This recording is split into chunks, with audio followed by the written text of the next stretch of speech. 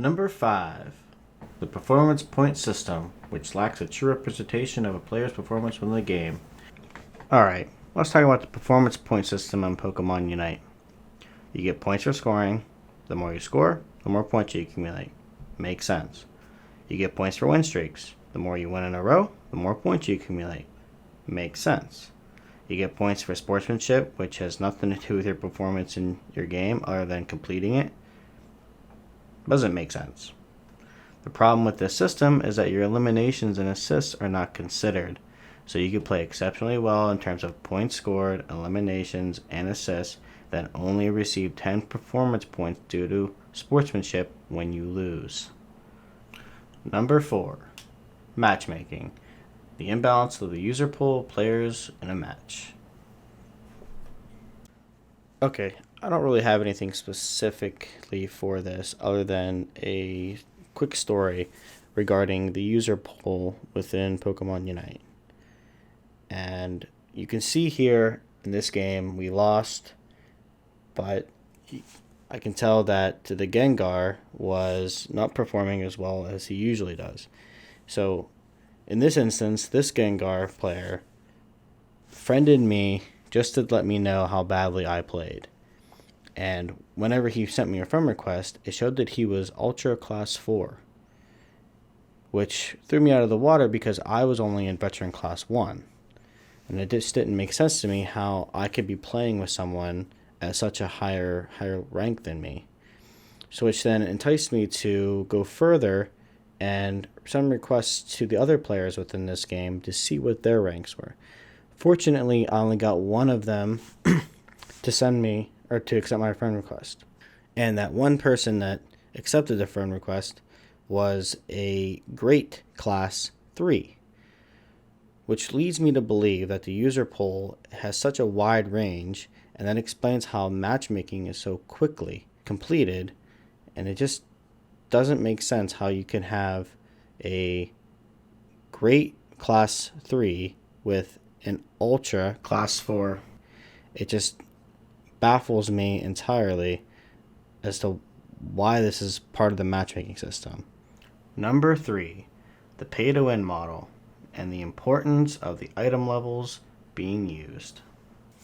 Okay, every item in the game has levels, and you got to level them up because you get more attack, more health, just more benefits just from having higher levels. Which means that if you're going to go up against in a 1v1 or a small fight with anyone else who has higher level items, then they have the advantage on you. You could outplay them, but generally, if they have the better items, the more powerful items, they're going to do more damage, and they have the better opportunity at beating you in a fight. The reason why this pay-to-win model is a problem is because you can just get max level by just putting in money, and that is not the way these games should be played. It's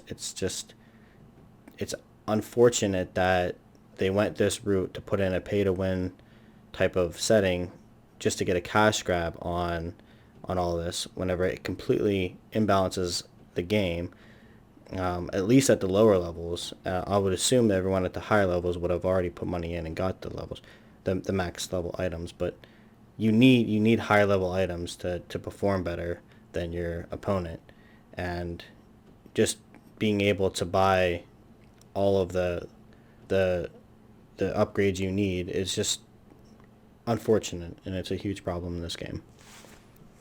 Number 2, cooldown reducing. Gengar's Hex and Lucario's Power Punch being overpowered. It's no secret that Gengar is an overpowered Pokemon in this game. The Sludge Bomb and Hex follow-up combo is near impossible to run against in a 1v1. The reason why this combo is deadly is the cooldown reduction of Hex because of a status condition provided by Sludge Bomb. Hex is already a powerful move, given that it allows you to quickly move from one point to the next in an invulnerable state and putting out a large amount of damage in the process. This move effect of reducing cooldown is a completely broken mechanic in this game, and that makes it almost unplayable sometimes. There are not a lot of Pokemon with this mechanic on their moves, but the ones that do are super powerful. Another example of this cooldown effect being out of control is Lucario's Power-Up Punch and Extreme Speed. Most people are going to choose Power-Up Punch because it has a faster cooldown, and this move allows to further reduce that cooldown when it hits, which makes it a super annoying to play against in a 1v1. The entire game revolves around winning fights, which rely on moves being used, meaning the more moves you can use and the quicker you can use them, one after another, is how you win most games. The Pokemon with the best cooldowns combined with damage output are why this cooldown reduction is on the list at number 2. Number 1, Double Points and Zapdos. As you can see here, we're in the last 2 minutes. All points are doubled, and we're all fighting here to get Zapdos. The reason why we're going for Zapdos is because Zapdos gives you automatic 20 points and leaves all towers defenseless, meaning you can walk up to him and instantly score double points of whatever you have, and that is why this is the most broken thing in the game. It's the most annoying thing in the game to deal with, and if you don't get Zapdos, you're most likely going to lose the game. And if you can't stop people from scoring on you instantly, like kill them off before they get to your points, you can see that teams will just concede, surrender, and because it's no point in continue on because you can't do anything against it. If you found the video interesting, please consider liking it and subscribing to the channel. Thank you for watching.